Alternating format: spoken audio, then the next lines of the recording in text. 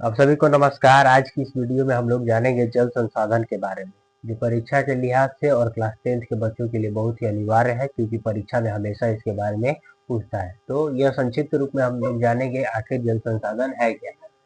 जल संसाधन जल समझवे करते हैं पानी। जलमेव जीवनम, जल के बारे में क्या कहा गया है? जलमेव जीवनम, यानी कि जल ही जीवन है। बिना जल के पृथ्वी पर जीवन संभव नहीं है। ठीक है।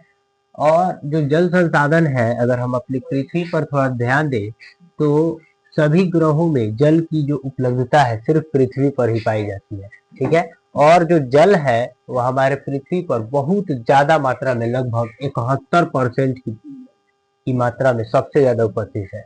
और पृथ्वी में जल की अधिकता के कारण पृथ्वी को क्या बोला जाता है? नीला ग्रह, क्योंकि पृथ्वी पर जल ज्यादा है और उस पर जब रोशनी पड़ती है तो पृथ्वी नीला दिखता है, इसीलिए पृथ्वी को नीला ग्रह भी कहा जाता है। और जो पृथ्वी है, अगर पृथ्वी को दो भागों में बांटे तो एक भाग उत्तरी गोलार्ध कहलाता है, दूसरा भाग दक्षिणी गोलार्ध। यानी ऊपर और नीचे को बांटा जाए तो एक उत्तरी गोलार्ध और एक दक्षिणी गोलार्ध। और ये जो दक्षिणी गोलार्ध है इसमें जल की मात्रा बहुत अधिक है, इसीलिए दक्षिणी गोलार्ध को जल गोलार्ध भी कहा जाता है। इसके अलावा देखेंगे जल संसाधन का हमारे जीवन में क्या उपयोग है। तो जल सबसे पहले भोजन बनाने में यूज होता है, उसके बाद वस्त्र धोना तथा स्नान करने में यूज होता है। पेय पदार्थ के रूप में जल को हम लोग सबसे ज्यादा किसमें कंज्यूम करते हैं? तो पानी पीने के रूप में यूज होता है। ठीक है। इसके अलावा सिंचाई एवं पशुपालन और उद्योग धंधों में भी जल का बहुत बड़ा यूज होता है। ठीक है, ये तो इसका उपयोग हो गया। ठीक है। इसके अलावा जल संकट, आवश्यकता से कम जल की उपलब्धता ही जल संकट कहलाती है। आवश्यकता से कम जल की उपलब्धता ही जल संकट कहलाती है। और इसका मतलब क्या हुआ कि अगर आपको जरूरत है ज्यादा जल की, यानी कि स्नान भी करना है, भोजन भी बनाना है, वस्त्र भी धुलना है, लेकिन आपके पास सिर्फ इतना ही जल हो कि उससे आप सिर्फ भोजन बना पाए, तो जल की कमी हो गई। इसी जल की कमी को क्या मानेंगे? जल संकट मानेंगे। ठीक है। स्वीडन के एक वैज्ञानिक थे जिनका नाम था फॉल्कन मार्क। स्वीडन के वैज्ञानिक फॉल्कन मार्क का कहना है कि 1000 घन मीटर से कम जल की उपलब्धता को ही क्या मानते हैं? जल संकट मानते हैं। अगर इससे कम जल का आपको यूज करने को मिल रहा है तो आपके एरिया में क्या है? जल संकट है। ठीक है।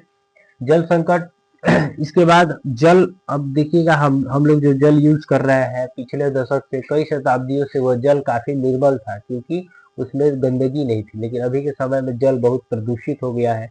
कैसे प्रदूषित हो गया है? तो फैक्ट्रियों, ठीक है, पहले के जमाने में फैक्ट्री तो होते नहीं थे, सारी चीजें हाथों से बनती थी, लेकिन अब फैक्ट्री प्रणाली के आने के बाद से क्या होने लगा है? सारी चीजें फैक्ट्रियों में ही बन रही है। तो फैक्ट्रियों में बन रही है तो उसमें भी जल यूज होता है और वो जल गंदा हो जाता है। तो फैक्ट्रियों से निकलने वाला गंदा जल कहाँ चला जा रहा है? हमारे भूमिगत जल में, हमारे नदियों में चला जा रहा है, जिसके कारण जल क्या हो जा रहा है? प्रदूषित हो जा रहा है। ठीक है। इसके अलावा नालियों का नदियों में मिलना, जितनी नालियां हैं वो जाके कहाँ मिल जाती है? नदियों में, जिसके कारण क्या होता है? इससे भी जल प्रदूषित होता है। मृत जीवों को नदियों में प्रवाहित कर देना, कोई जीव जंतु मरता है तो उसको भी नदियों में डाल देता है, जिससे नदी और गंदा हो जाता है। कूड़ा कचरा को नदियों में डाल दिया जाता है, जिससे और प्रदूषण फैलता है। और अन्य कारण में मानवीय क्रियाकलाप शामिल है। ठीक है। इसके अलावा जो जल है, जल संसाधन को बचाना भी जरूरी है, इसीलिए जल संरक्षण, तो जल का विवेकपूर्ण उपयोग ही क्या कहलाता है? जल संरक्षण कहलाता है। यानी कि जितना यूज हो उतना ही, जितने जल की आपको आवश्यकता हो आप उतना ही खर्च कर रहे हैं, तो उसको किसमें दिया जाएगा? विवेकपूर्ण उपयोग में, यानी कि आप जल बचाने पर काम कर रहे हैं। लेकिन यूज से, आवश्यकता से ज्यादा आप खर्च कर रहे हैं, तो यानी कि आप जल की क्या कर रहे हैं? बर्बादी कर रहे हैं। ठीक है। और जल को संरक्षित करने के लिए हम क्या कर सकते हैं? तो सबसे पहले तकनीक, ऐसी तकनीक विकसित करें जिससे खराब जल को भी साफ करके पिया जा सके, या फिर ऐसी तकनीक विकसित किया जाए जिससे कम जल के उपयोग में अधिक काम हो जाए। ठीक है। दूसरा चीज, कम उपयोग, यानी कि जल की जब जरूरत हो तभी उसका उपयोग किया जाए। तीसरा, लोगों में जागरूकता, लोग तो बात तो करते हैं जल बचाने की, लेकिन खुद जल को क्या करते हैं? बर्बाद करते रहते हैं। ठीक है। सख्त कानून, जल को बर्बाद करने पर एक कानून भी बनना चाहिए, नहीं तो आने वाले समय में, अभी तो हमारे पास जल है लेकिन भारत के बहुत सारे इलाके हो गए जहाँ पानी की बहुत किल्लत है। दिल्ली, राजस्थान का कुछ एरिया हो जाएगा, महाराष्ट्र का कुछ एरिया हो जाएगा, ठीक है, वहाँ पर पानी की बहुत किल्लत है। हमारे यहाँ है तो हम उसकी अहमियत नहीं समझते हैं, लेकिन जहाँ नहीं है वहाँ के लोगों से पूछिएगा कि वो लोग खरीद खरीद कर पानी पीते हैं।